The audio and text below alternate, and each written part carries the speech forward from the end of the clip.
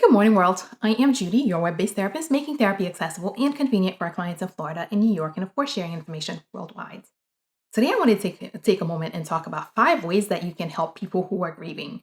Because a lot of times after a loss, people have a tendency to want to help. You want to be there, you want to support, but sometimes we don't know what to do. And because people don't know what to do, sometimes they just end up not doing anything or they just fall back because, they don't know what to do.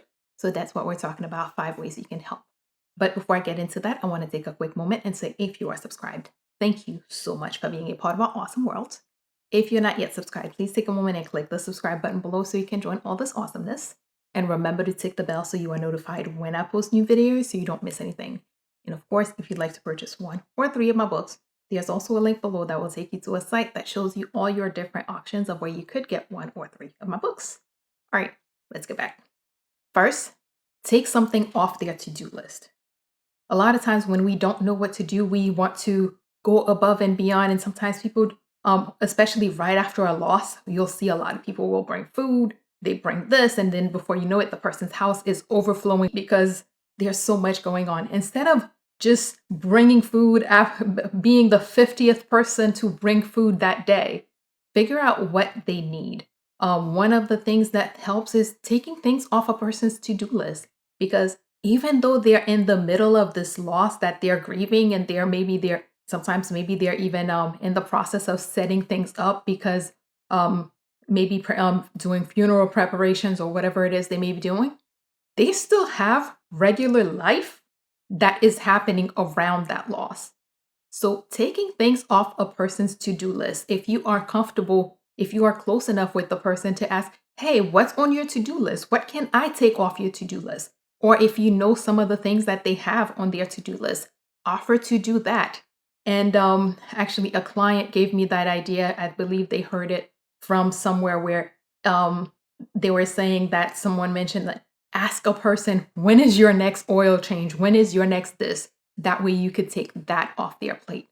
Find practical things that a person may need. Yes, it is nice when everybody brings food, but sometimes everybody brings food and half the food the person can't eat anyway because of whatever, that's not part of their dietary plan. Or sometimes it's just too much food and they end up having to donate stuff and give stuff away, which is another thing they have to do is find someone to take away all this food. So find practical things that they actually need. Ask about their to-do list if you're close enough to them, or if you know things that they may need, offer to do specific things that you know they need. 2, help them get out and about. Help engage them in life-affirming activities, especially after the funeral. Because usually when loss first happens, everybody's there. You can't get into that person's home for 5 minutes without 3 or 4 more people coming in. But it's usually after that funeral, when everybody steps back, that the person is left sitting at home in their grief. Get them out and about. Invite them to places. Maybe you invite the person to lunch if you have that relationship. Maybe you invite them to whatever it is that you are comfortable inviting them to. It's important to help them get back in engaging in life-affirming activities. This doesn't mean that you're going to push them and force them to make sure that they get out of the house, but create the opportunities for them to partake in these life-affirming activities. Create these opportunities so that it's not them having to figure out, okay, I need to get out of the house. This is what I'm going to do. I really don't have the energy. But at least if they have a support system, a buddy, a crutch to help them get into that might help. So whatever it is that you can invite them to. If sometimes they will say no, sometimes they will say yes, but creating the opportunity is what is important. 3, be there while they handle the business of loss. Because loss is not just, hey, you had a loss, you had a funeral and it's over. No, there is the whole business of dealing with the loss. There's the paperwork, there's the closet cleaning, there's the this, there's the that. There are a lot of little things that come after a loss. And sometimes people dread that, and sometimes people drag their feet on doing that stuff because they can't bear the thought of doing it. So if you have that relationship with the person, if you are close enough, if you're able to, ask them, offer to be there as they do this, as they do that. If you know, if you're talking to someone and they say, yes, I have to go and get the death certificate. Hey, would you like me to come with you? I can come with you if that's okay. I need to do XYZ. Or they need to, especially when people start having to do the everyday things that the person they lost was involved in. It can be difficult. Offer to be there with them. Offer to be that shoulder, that crutch, that support that they might need, that helps them move forward and help them, give them a little bit of strength as they do that, as they engage in these steps. So be there while they handle the business of loss. 4, let them be where they are. Grief is messy. It's not linear. Yes, we go through the 5 stages of grief, but we go through them like this. It's not linear. And there's no timeline. People go through it as they go through it. They go for like this, or for some people, it's like, hey, I'm here today, tomorrow I'm there, and there's no timeline. Just because it took you 2 months to move forward after losing your mom doesn't mean that your friend or that this person you know is also going to do it in 2 months. Maybe that person you know is going to do it in 2 weeks, and maybe someone else is going to do it in 4 months. Let the person be where they are. Sometimes where they are is, I need to sit in this house and cry all day. And that's okay.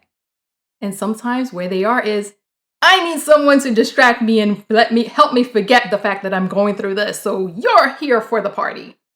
When that's where they are, you're here for the party. Party with them. The person will be where they are at that time. Don't force them to be where you think they should be. Don't push them. It's reminding someone how much they have to be grateful for, how much they have left, does not take away the pain of what they have lost. It's like someone loses a child and you tell them, hey, you have 2 more kids. Yeah, but I still just lost that one. Sometimes in our effort to make a person feel better, we may make them feel worse. If you don't know what to say nothing. Sometimes just being there, just listening, just being supportive, just having someone hold your hand can be what the person needs. You don't always have to have the right words. Sometimes people stay away because they don't have the right words. You don't always have to have the right words. Sometimes just being there is enough. Let them be where they are. Be there, be supportive, just be there for them wherever it is that they are. They will move forward in their own time as their own grief progresses, not because you or some article you read told you that this is how it's supposed to happen. And finally, notice warning signs and help them get resources if they need them. Because yes, as much as grief is messy and takes however long it takes, there are times that there may be things that are happening that may be beyond the grief. Sometimes a person may be falling into a more diagnosable depression that is more than just grief. Sometimes a person may be experiencing anxieties that are more than just the grief at that moment. Be there when you are there for them. You may be able to notice that, hey, something else is going on. There may be an issue. And if you notice that there is an issue that is beyond what their normal grief process is, help them find help. Help them get access to resources. Or sometimes the person may be the one that tells you, I'm feeling this, I'm experiencing that. So when they bring that up, help them find help. Help them find, if maybe they need to find a support group, maybe they need to someone to help them connect with their insurance and access private therapy, whatever it is that they may need. Help them find that, because when the person is in that space and dealing with that pain of that grief, they may not have the strength, they may not have it in them to be the one to sit up and get on the computer and make the call, and they may not. So because of that, it's important that if you can, be there for them, help them find those resources. Quick recap. 1, take something off their to-do list. Do the practical things. It's nice that people bring food, but sometimes they have more food than they could ever eat. So do more practical things. Ask them about their to-do list, and if you know something that you can do that. To get them out and about, help them engage in life affirming activities to give them a little bit of a respite, but don't push them. Allow them the option of saying no if they're not ready. 3, be there while they handle the business of grief or of loss, because there's a lot of stuff that needs to be taken care of after losing someone. So, and sometimes the person may not be strong enough in that, or yeah, they may not have the strength. They just may not have it in them to handle it on their own. So having someone can be helpful. 4, let them be where they are. Grief is messy. Grief takes as long as it takes. So allow them the opportunity to do things that way. If they need to be, if they have to, if they are somewhere and you don't think that, just because you don't think that's where they need to be doesn't mean that's not where they are. So let them be wherever they are in their grief. And finally, if you notice symptoms, if you notice the warning signs that things may be going south, be there. Help them find the resources that they may need to help them address whatever those issues may be. As always, if you or someone you know happens to be going through something that's more than you can handle, please remember that there are professionals like myself who are available, able, and willing to help, and are even providing remote services who can assist with whatever you may have going on. So please figure out who those people are in your community so that if you need them, you can reach out and get the help that you need. And that is all we have for today. Good morning, world. Have an awesome day.